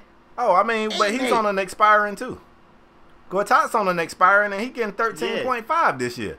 So I mean, he only getting a meal more than old boy. So yeah, Clippers win. Shit. Now you gonna see Gortat. Clippers gonna get the late games. You gonna see Gortat. Oh, like, he was pretty damn bad last year, my guy. You're right. Holy shit, he was pretty bad last year. I'm telling you, man. I'm telling you. And he's trending the wrong way. That's what I'm. 15, 16, he was good. 16, 17, he was. In the last year he averaged 10 and 10. But you could see it like, yo. Well, he didn't. Last year he averaged 8, according to this shit I'm looking at. Oh yeah, 8 and 8. Yeah. The year before last time. 10 and 10. The year before 10 and 10. Yeah. Yeah. I'm telling you, he's been horrible, bro. Damn, Gortat. Hate it had to be you, bro. I mean, it might be father time, man. The man 33 years old, man. Tell you what, he's still giving teams 82 games. He's played 82 games the last 2 seasons. I know who ain't going to give you 82 games. You want me to tell you his name or you got it? What you want to say, Chris Paul? Yep. Chris Paul backpacked his favorite player. And then what happened? And he got broke. He broke himself. Bro, they would have got swept if Chris Paul didn't backpack. Oh, they wouldn't have got swept. Listen, now let's move forward. I'm not finna talk this. We can move on. You need to find out what the hell the Bulls doing. That's what you need to figure out. Whoa. Yeah. Hold up. We're going to re-sign Zach LaVine and we're going to be okay. Okay? Now, we y'all still hate Chris Dunn or nah? Just wondering. I don't hate Chris Dunn. I don't know why they hate Chris Dunn. No, don't say y'all, because I don't hate Chris Dunn. Spade, you know this about me, and other people that know me know this. Just because I'm a fan of a team, don't mean I agree with everything they say or every move they make. Because when Spade, you know how I felt about Romo. I don't know why the Bulls don't like Chris Dunn. I think Dunn was solid for us last year, and I think he's only getting better. That's my opinion. For whatever reason, the front office and the Chicago Bulls do not like Chris Dunn, and I don't know why. But let's move on. Let's move on, bro. Got to take it to San Antonio. Got to talk some Kawhi news, man. Now, with the Kawhi news happening, we've been having arguments with. You guys don't know, man. That's why y'all need to come through Spade streams. I'll be up in there. Come through. We've been having arguments with dudes all week about the Kawhi to the Lakers. We keep saying Lakers, but Kawhi said he want to go to LA. So that could be Clippers or Lakers. Spade made that statement. We've been having arguments with dudes all week about Kawhi to the Lakers. What should the Spurs do with Kawhi? Kawhi Leonard. Spade. Now that Paul George said, I don't need no big 3. I'm staying down here in OKC. Me and Russ about to do this thing. They got a big 3. They got a big 3, bro. They got a big 2.5. Like, stop putting Carmelo in they big 3.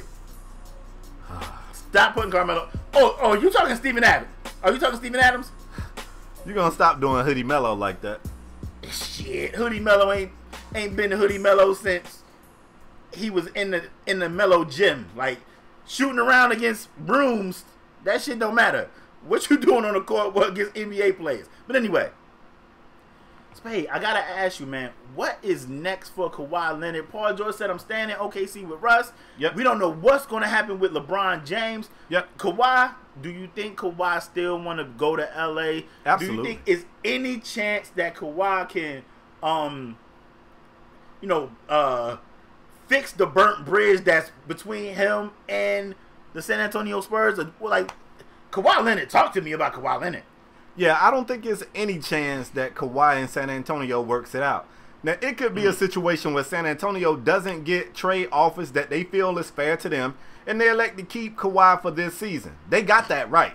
I mean, Kawhi played 9 games for him last year. I don't see him rushing onto the court this year. And I'm going to be honest with you. If he don't play, I don't think he hurts his trade stock at all. Because I think this is one of the few cases where players, I got to make sure I say players, because I've already seen some Spurs fans, like, I don't like Kawhi no more. Like, I lost respect for Kawhi.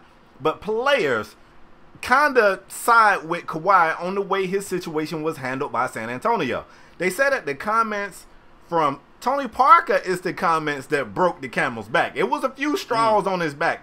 But the one when Tony Parker said, my Kawhi injury was 100 times worse than Kawhi's, and I came back and played. Like, first of all, little Frenchie, you can't feel my quad. You don't know what the hell type of pain I'm in. You don't know what I'm dealing with. How you going? You can't say that. So, if you're Kawhi, I don't think that's repairable. If they don't trade you, they don't trade you. If you decide that, you know, you're going to play for them this year, you're going to suit up and play cool. If you don't, cool. I think Kawhi could sit this entire year and say, my quad still don't feel well. And as soon as free agency opens 2019, I think his stock is still right there. Now, is it a possibility that he ends up in LA? It is, but I think it's a small one. The only thing going in his favor is my man Magic Johnson did something that my mom calls open mouth insert foot. For those that don't know, Magic Johnson signed his own death certificate, not literally, before somebody ran wild with that, and said to the media, it'll be so many jokes in the comments. It'll be so many jokes. That's why I said not literally. But he said to the media, look, if I don't bring a free agent over 2018 or 2019, you ain't got to fire me. I'll step down because that means I can't do this job. I disagree, Magic. Being president of basketball operations isn't just about bringing over big-name free agents. You guys got the steal of the draft in Kyle Kuzma. Nobody had Kyle Kuzma being that damn good. For what it's worth, you still got a potential situation with IT, who, if he's 100% recovered, I still think he's a great pickup. And most importantly, you got a very young nucleus on your team that can continue to grow, get older, and get right. So I don't like Magic equating or weighing his own value on whether or not they get a free agent in 2018 or 2019. What I'm saying is, because Magic has put himself out there, if it looks like Kawhi is that last person to keep Magic from eating crow and chewing on his own sneakers, they might have to get aggressive. See, look, LePass, I know I'm long-winded here, but I'm going somewhere. Kawhi did everything he could do in his power. He said, look, I want to play in LA. That can be the Lakers or Clippers. I prefer the Lakers, but I won't rule out the Clippers. If you trade me anywhere else, I'm not going to resign. I want to go to LA. That's all he could do in his power, and he effectively, essentially stripped the power away from the Lakers. Now from the Spurs. Now they can't really strong arm anybody. You're going to get crumbs because everybody knows it's a rental. You could get lucky and have a rental that wants to stay, i.e. Paul George, but that's highly unlikely. That's all Kawhi could do. So he did his part. Now everybody else was trying to deal with the Spurs, and the Spurs, I mean, they pretty much got to take whatever. Until Magic said, if I don't get anybody, I'll step down. So this helps the Spurs. Now Magic had to get more aggressive if he's trying to get this guy. If you want to get him this year, maybe you got to give up something that ordinarily you wouldn't have had to give up. You could say, man, I ain't giving up nothing. We're going to get him next year anyway. But the only chance that something works out is if Magic gets aggressive. I've seen some of this. Look, man, LeParis, I'm going to shut up after this. I just read an article before we went live that said that the 76ers was talking to Kawhi, and they're trying to work out a trade to get Kawhi, but Markelle Fultz, Ben Simmons, and Joel Embiid is off the table. Well, what the hell else do you have to offer for Kawhi? An MVP of the league candidate, a Defensive Player of the Year candidate, and a Larry O'Brien winner. What you gonna give me, Reddit and Bellinelli? If you don't get the hell out of here with that, and that's the setup. Bellinelli re-signed with the Spurs, and Redick is a free agent. Re-signed with the Sixers? No, Bellinelli re-signed with the Spurs. Oh, he's already with the Spurs. Yeah, he with the Spurs. He just signed with the Spurs. Bellinelli, So read up again. He used to be with the Spurs. He's back with the Spurs now. He was a free agent. He signed with the Spurs. Oh, and we know JJ is a free agent. They signed him 1 year, $20-something million. So so that leaves you Covington, Saric, maybe Rashad Holmes. It leaves you a handful of guys, and I'm looking at those players, and I'm not taking that for no Kawhi. Now we know Pop. Like, this is no trolling. Pop love foreign players, so maybe Saric is enticing to him, but not enough for Kawhi. No way. Nope. No way. That is not enough. Kawhi will not be landing in Philly because I want to assume, and when they say when you assume you make an ass out of yourself, but I want to assume and I want to think that Pop is not that dumb to just give Kawhi to the Spurs. I mean to the Sixers for Saric, Covington, or T.J. McConnell or Jarrett Bellis or one of those guys. No way. But no way. He's not dumb, bro. But his resources are limited. I mean, when you got a player saying you can trade me anywhere, I'm out in a year, you can't really go in and get fair market value for him.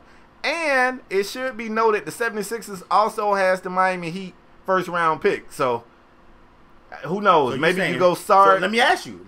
You doing Saric, Covington? I got to pull up their roster real quick. Saric, Covington, maybe they said Fultz is off the table. So let's say Saric, Covington, maybe T.J. McConnell in that first-round pick. You doing that? Man, you can leave T.J. off. You can leave T.J. off. Sark so you're doing for Saric and a first-round pick. You do? I think that might be one of the better deals that they could get offered. I mean, who can offer better? Who's going to offer better? That's pennies on a dollar, man. That's what he gonna have to take. That's what he gonna have to take, and it's a rental. So look, if you Philly, you gonna give up that. You're gonna give up Sark, who was just a candidate for Rookie of the Year. Covington, who went back when they was ass, he was the only person who really was trying to put the ball in the hoop. And you gotta believe that the Heat first-round pick probably gonna be better than Philadelphia's first-round pick. So that's their best first-round pick for a guy that's gonna be out in a year. He gonna be out in a year. So I mean, they did just draft Zaire Smith. Maybe you can. I don't know, man. Maybe. I don't like that, Spade. I could be wrong. Like I said, I know how Pop feel about international players. He loved those guys, man. So maybe that could be something to entice him to be like, yo, you know what? This is a good move for us. Well, maybe not it's not equal to or greater than Kawhi, but at least it's something I could work with. I don't know, man. Sheesh. Let me ask you. So Lakers, you talked about Magic, and me and you had a me and you had a conversation off screen about Magic, and I said that I think Magic made that comment because Magic is in like win now mode. So he's basically saying, I'm willing to give these guys away, these younger guys, and the longevity, of the Lakers to potentially put us in contention now, meaning this year and next year. So, like I said, I think AD and a few other guys are free agents in 2019.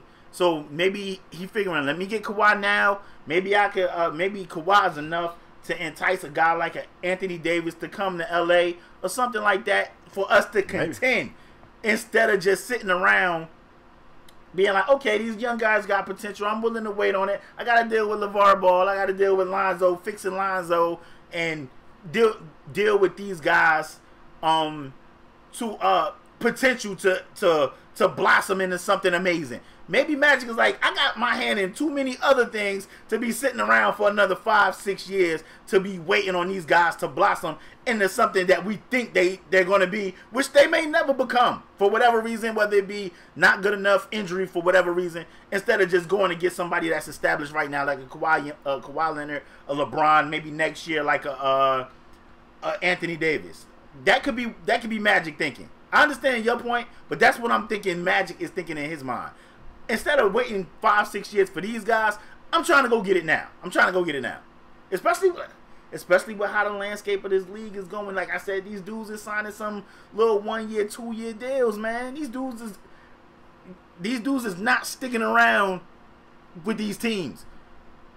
As far as go ahead.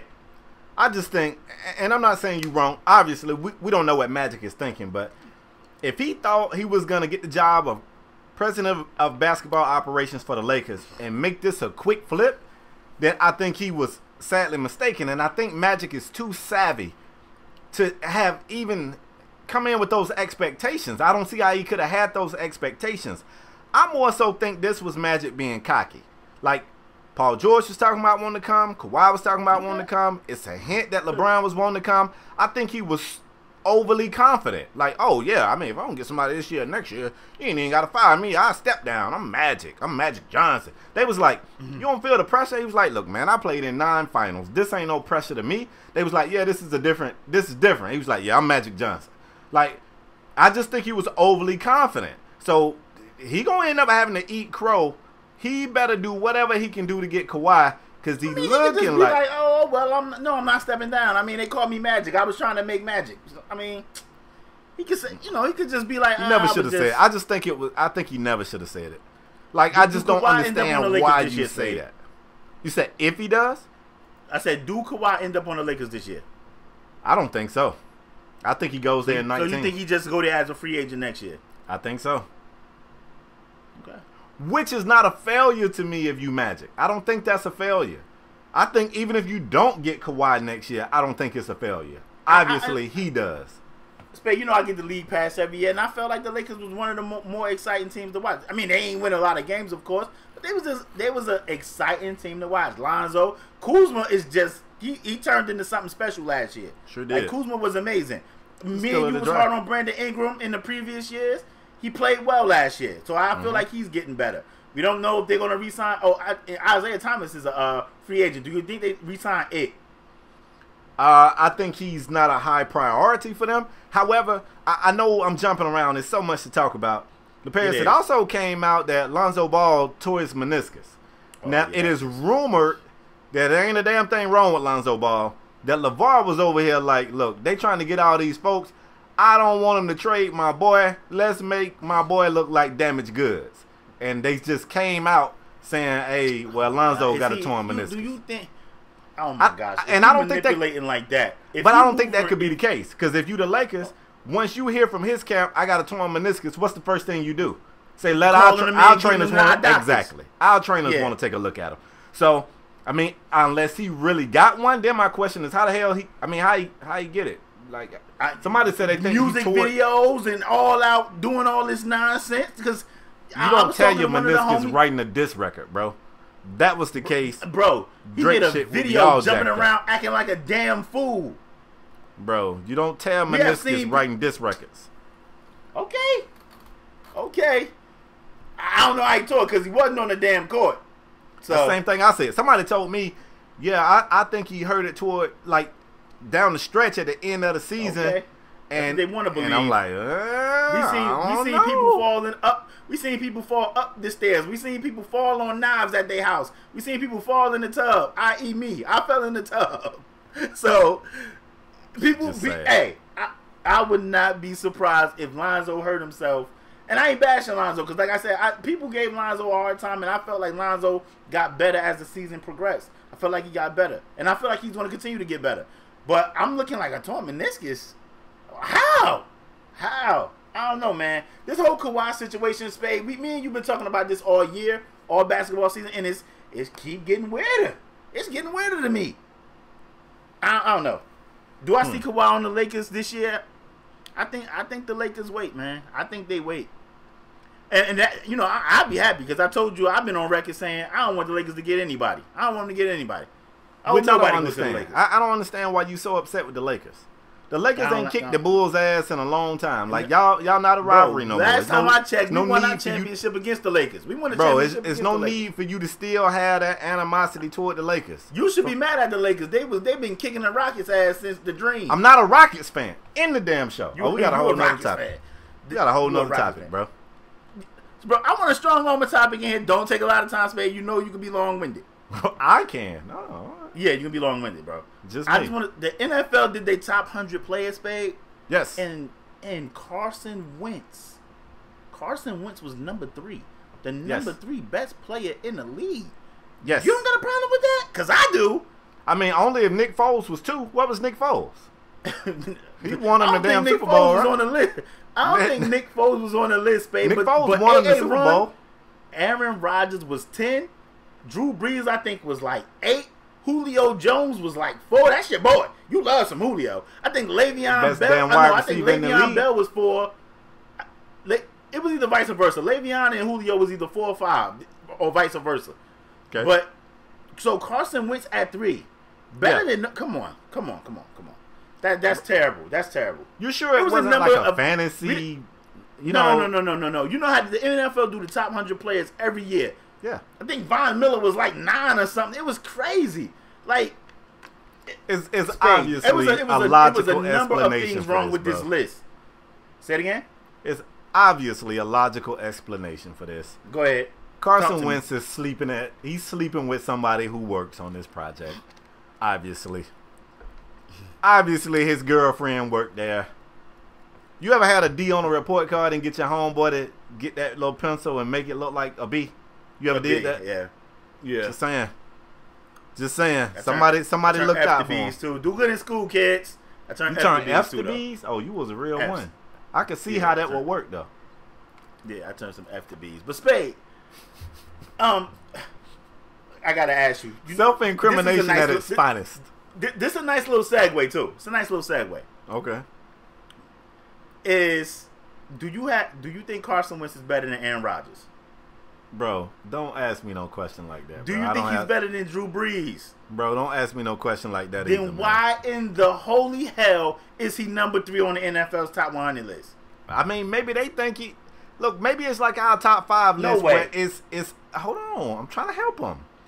Our top 5 list is a little bit. You sprinkle in a little bit of a prediction element. Maybe they predicting this boom for Carson coming off a knee injury.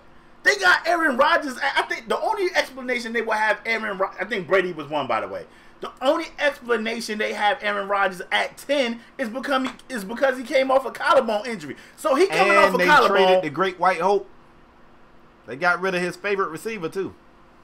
I mean, we seen AA run without Jordy. Jordy was out a year, and AA run was still that guy.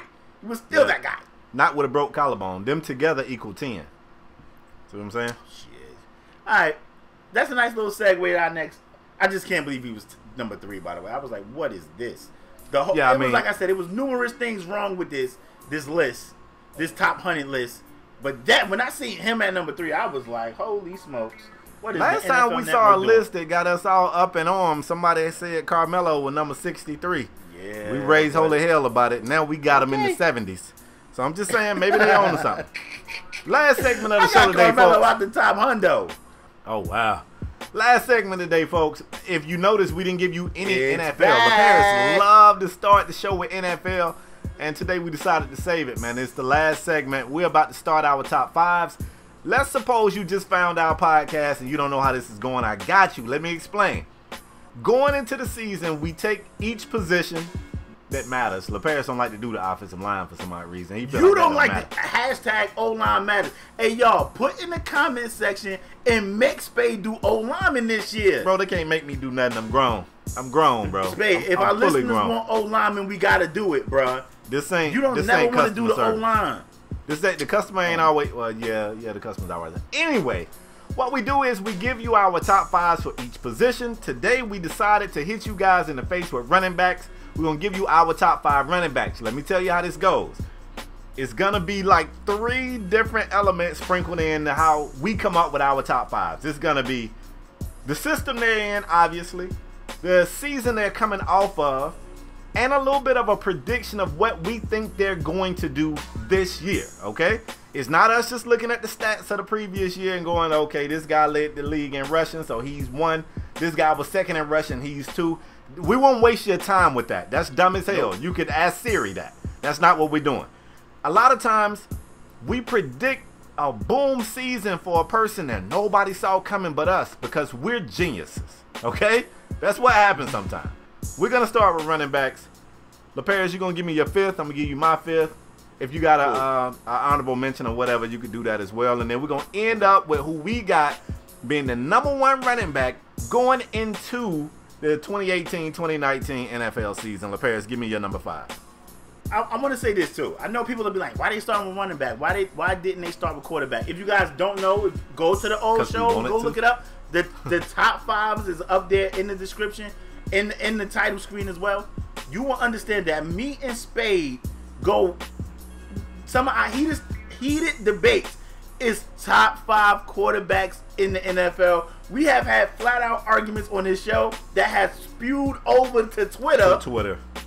And just had the whole Twitter just going crazy, going at both of us. So for that reason, we did not start quarterback. We gotta say that for later. I felt like running back would be a little more easy. I want to start with my honorable mention. He did not make my top 5. The only reason he didn't make my top 5 is because he kind of wore down at the end of the season and during the playoffs. But my honorable mention that could potentially be in there next year goes to Leonard Fournette for all the reasons I just Spade. I felt like Leonard Fournette basically. Now we already know what we get with Jacksonville and their defense. They call them Saxonville. We already know what we getting from that defense. But they said a good defense, a great defense, and a running game can change a franchise overnight. And I felt like that's why people want to say Blake Bortles and all that crap. A ton of wide receivers had got hurt. Hearns was in and out of the lineup. AR-15 got hurt, and those guys are no longer even with the team anymore. Yep. I felt like Leonard Fournette actually helped Bortles be at least solid enough to turn that into a franchise that can make some noise alongside with that elite defense. But at number 5, Spade, my number 5 running back going into this season right here will be none other than Alvin Kamara. Now I struggle with number 5.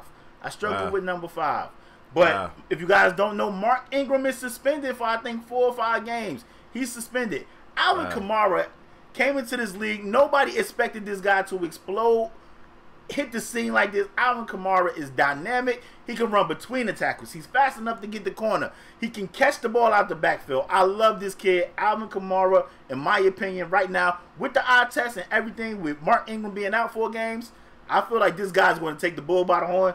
He's going to step up even more and be more dynamic. Alvin Kamara, my number 5 running back in the league. Wow. Hey, that's pretty good. And I got to be honest with you. You threw an amazing curveball there because our list is already starting off eerily similar. For me, for my honorable mention, I got Alvin Kamara. I feel like the guy is definitely on that cusp of being the guy that defenses got a game plan for. He's a excellent receiver out of the backfield. He's a great, toss, sweep, get around the edge. He's got good cutback vision. Yeah, man. I don't think he's really good at running in between the tackles right now. And he don't have to be a top 5 running back, but that's the only knock I really got on the guy. I also think he benefits in being in a system that not only is a 2-back system, but I think he's got a top 5 quarterback that he plays behind it. It's a great system. No knock on him. I got him at honorable mention. At number 5, I actually got Leonard Fournette. Leonard Fournette, his last year in college, he really didn't look great. Everybody was saying Darius Geis was better than him. When he came to the league, he made a comment that caught me off guard. I kind of slandered the kid. He said that this is easy. This has been the easiest adjustment. Like when I went from high school to college, that was a bit of an adjustment, and this is easy. I said, this kid is crazy. They're going to knock his block off. And he didn't. He plays in a system where he don't really play behind a great quarterback. And although they did lose both of their big receivers in AR-15 and Hearns, they got Moncrief back, who I think is a speedster. They got Lee on the other side, who they already had, but he's a pretty solid guy. I expect Fournette to get even better this year, so I got Fournette at number 5. Okay. Now, I'm going to show you my number 4 right here, and you're not going to like it. So go ahead and brace yourself. The running back I got at number 4 is a hell of a running back. You can't debate that. I feel like his fans put him a little high, a little fast for my liking. I think he also benefits from running behind one of the best offensive lines in pro football, but I still give him all the props in the world. He's a hell of a back. He's got great vision, and he's got that thing where he got that drive. Like if you hit him on the 2, he getting in that end zone. Like he driving them legs. So I got Zeke Elliott at number 4 going into this season. Oh, that's fair. I told Spade, I said, I think the top 5 running backs, I think we're gonna have the same guys. I just felt like the order would be different. I had Kamara in, Fournette out. He had Fournette in, Kamara out. That's fair.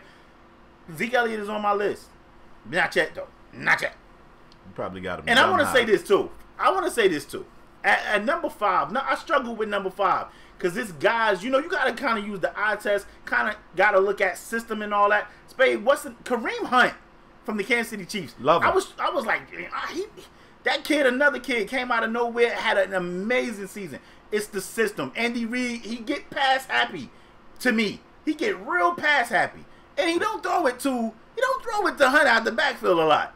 Nope. Like they got a spell back they bring in. You don't throw it to him out the backfield a lot. But that's why Hunt. I know somebody's gonna be like, "What about Kareem Hunt?" That's why Hunt wasn't on my list. But at number 4, same. And the only reason I probably would have this guy over Zeke if he wasn't coming off an injury. But at number 4, I have David Johnson for the Arizona Cardinals. I think David Johnson will have a bounce back year. I think he will be a key piece. He was already a key piece when they had Carson Palmer. Now they lose Carson Palmer. They got a rookie QB. I feel like he's going to be more of a factor. So right now, I think David Johnson is set up for a huge year. Hopefully he comes back for injury and be the same guy. I think he will. And I have him as the number 4 best running back in the league. David Johnson, DJ. Arizona Cardinals. Okay. Want me fire right back with number 3? Right back for 3. It's on you. At number 3, I have Ezekiel Elliott, Spade, for all the reasons you said. A lot of people, Zeke rub a lot of people the wrong way. A lot of people talking about the water guns and all the nonsense, all the off the field crap. But on the field, Zeke Elliott is an amazing player.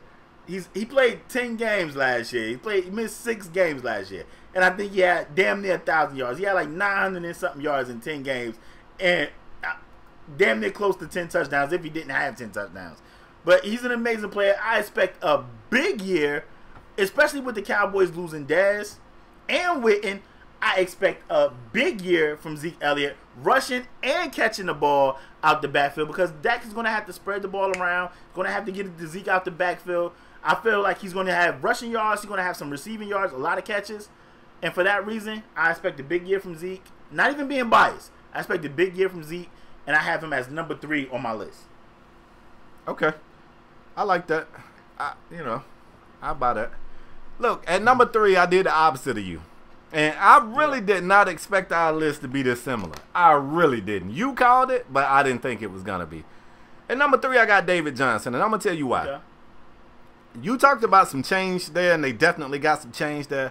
And I always say, anytime you got, and like, I don't want to say Sam Bradford's inexperienced, because he's not, but he's going to be inexperienced in this system. And if I'm not mistaken, they probably going to be running a new OC. They got a new head coach, I know. But they're probably going to be running a new OC as well. So you're talking about a new coach. I mean, a new coach, a new quarterback, a new system. Whenever you do that, the best assets for a quarterback is a reliable tight end and a reliable running game and a reliable receiver out of the backfield. And you got that here. I like Gresham at tight end. That's going to help Bradford out. But most importantly, we're talking about running backs. I like David Johnson. I still think David Johnson's the best receiver out of the backfield. Alvin Kamara could be on his ass like back pockets, though.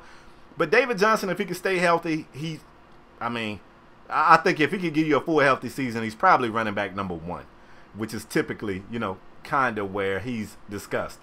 I think he isn't the runner of some of these other guys, but what he give you as a complete package, he's easily number 3 for me. And let me jump into this number 2. I said, go ahead. The only reason I had David Johnson down is because he's coming off an injury. Mm-hmm. I'm expecting him to be the same player. David Johnson, to me, is there. 3, he's definitely in there. So I can see why you would put him number 3. The only reason I dropped him 1 was because he's coming off this injury. Only reason. But go ahead. Number 2, man.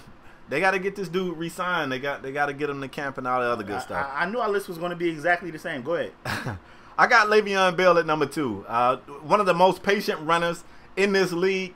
Great at letting the blockers set up, getting, wherever they need to be. And he will adjust his running lane accordingly. He possesses the ability to cut back when he needs to. And his vision is exceptional. He can He's just patient. Like, when you see the guy play, it looks weird because you're so used to backs coming out that backfield on 100 miles per hour, and he'll come out around 30, 35 and wait till things settle. He's very patient. He's also a huge part of the success in Pittsburgh. I mean, if he's having a good year, Pittsburgh's having a good year typically. And I know they got to get it worked out for him money-wise, but I got Le'Veon Bell as my number 2 back going into this season.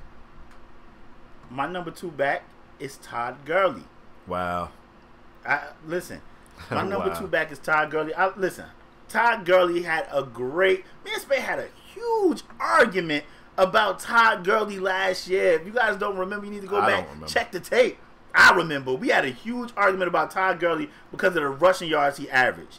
Todd Gurley had a huge bounce-back year, and I felt like that team went as Todd Gurley ran. Like, Todd Gurley was doing everything. He was catching out the backfield. He was rushing out the backfield. He was picking up blitzes. He kept defensive ends off golf ass. Like Todd Gurley was doing everything they asked, and I felt like Todd Gurley had a great bounce back year, and for that reason, I feel like he can still keep that momentum going into this season. They made some. Now Sammy Watkins isn't there no more, we know, but I feel like that team has an up arrow. Now they got to get Aaron Donald signed. They better stop playing. They better stop playing. They're gonna work it out. But I feel like Todd Gurley definitely is a top 2 guy in the league, and I have him number 2. Number 1 is Le'Veon. I still feel like Le'Veon. Now on other lists, I seen people have Le'Veon Bell 5, 4, 7, as low as 7 and 8, and I was like, Le'Veon Bell, in my opinion, still is the best back in the. If I could pick any back right now to play on my team, give me Le'Veon Bell, man. Le'Veon Bell has the most patience I ever seen in a long time, man. It looks weird. It look like, man, what is he doing back there? And then he'll just pop out and it's 60 yards. Or you can just dump it to Le'Veon, and he look like he moving in slow motion. It's like poetry in motion when this guy running the rock. It's beautiful to watch, and for that reason, I feel like, Spade, man, you have a argument about Big Ben all the time. I feel like Le'Veon Bell is the engine that make this team go, man. And I love AB, but Le'Veon Bell to me is that guy. I'll buy some of that. I'll buy some of that. He's that guy. So give me Le'Veon Bell as the number 1 guy. That's all fine and dandy, bro. Let's bring this thing home. Obviously, it's one name missing off my list. At number 1, it goes to Todd Gurley, bro. Todd Gurley is I don't know what he don't have a weakness. I was on record saying I wouldn't have taken Todd Gurley as early as he was drafted, coming off of that injury. He proved me wrong about that. He had the one bad year. I was like, oh shit, maybe Todd ain't it. Turns out it was just 7 and 9 shit. Soon as they got rid of Jeff Fisher, Todd Gurley turned back to his old self. I'm gonna tell you some wild shit. Not only did Todd Gurley have about 1,300 yards rushing last season, but the Rams had a brief postseason appearance, very brief. In that brief appearance, Todd Gurley only had 14 carries, but was over a hundo in that game for 7 yards a pop. And they know they giving the ball to him. Like, when the defense know it's going to Todd and he's still having this kind of production, it's crazy. Now, is he the receiver out of the backfield of some of these other backs? No, but he don't have to be. This team just made some acquisitions. They got Brandon Cooks. That's definitely going to be a speedster out there. This team is going to be good this year, and Todd Gurley's the reason why on the offensive end. We already know what they did on the defensive end. They worked hard in the offseason of, bulking that defense up even more, especially in the secondary. But let me tell you something. Todd Gurley is going – this team right here, like early on, just looking on paper, I got the Rams being a very good team, one of the best teams in the NFC, and it's easily because of Todd Gurley, the number 1 running back in the league this year. You heard it here first, bro. I'm not even mad at your list. Like I said, I didn't expect them to be so similar. Basically the same. Yeah, I knew we was going to basically have the same guys. Le'Veon had like 80 catches, and I think last year Todd Gurley had 60-something catches out the backfield. But the year before that, Le'Veon had 70-something catches. I just think that production that you are getting from Le'Veon Bell is second to none, man. Like that, Jesus. When Big Ben, when it's cold and Big Ben out there throwing 5-6 picks. They lean on Le'Veon Bell, man. They lean on that guy. Because Big Ben can't get right. Yeah, boy. I mean, can I just throw a little fun fact in there? Go ahead. All right, now you know my Dolphins traded Jay Ajayi, and Jay Ajayi didn't make anybody's list. No, hold on, stay with me.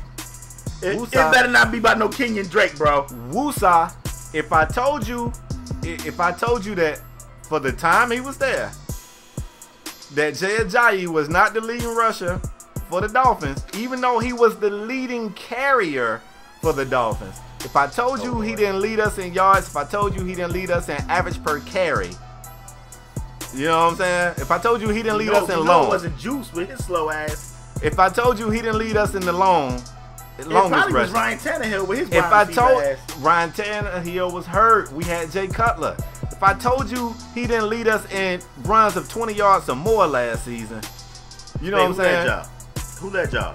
Kenyon Drake had less carries than Jay Ajayi, more yards per carry, had a longer run, and had 7 runs of 20 yards or more when Jay Ajayi only had 20.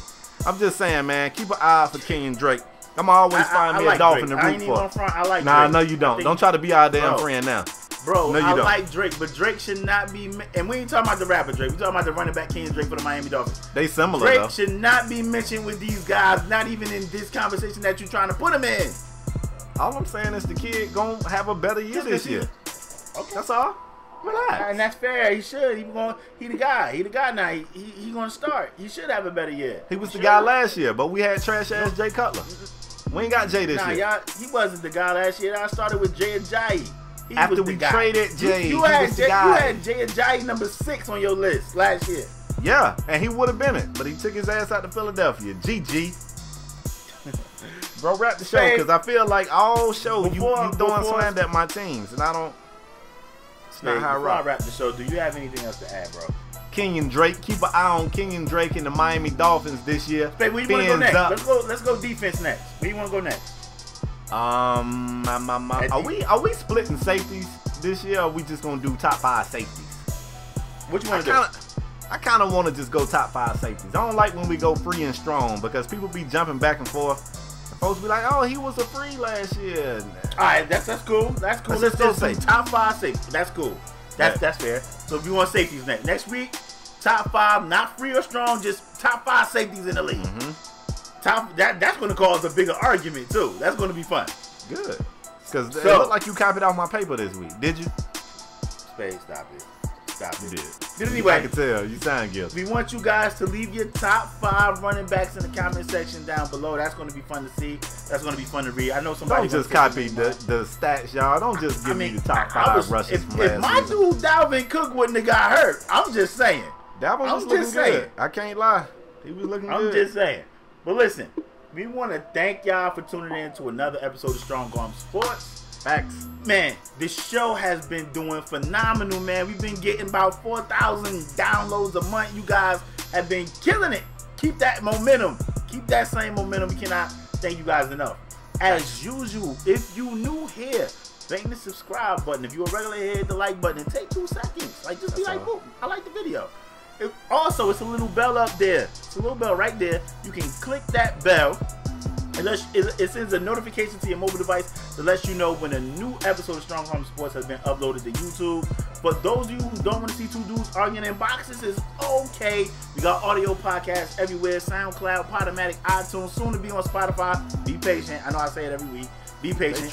Y'all need to tweet Spotify. Don't tweet me. Tweet Spotify. They tripping for real though. But we want to thank you guys for your continued support. Can't wait to see you guys comment about everything we talked about on this show in the comment section down below. You can tweet us. We love talking sports. Our Twitters and everything will be in the description. We cannot thank you guys enough for your continued support. We'll see you guys next episode. We out. Peace.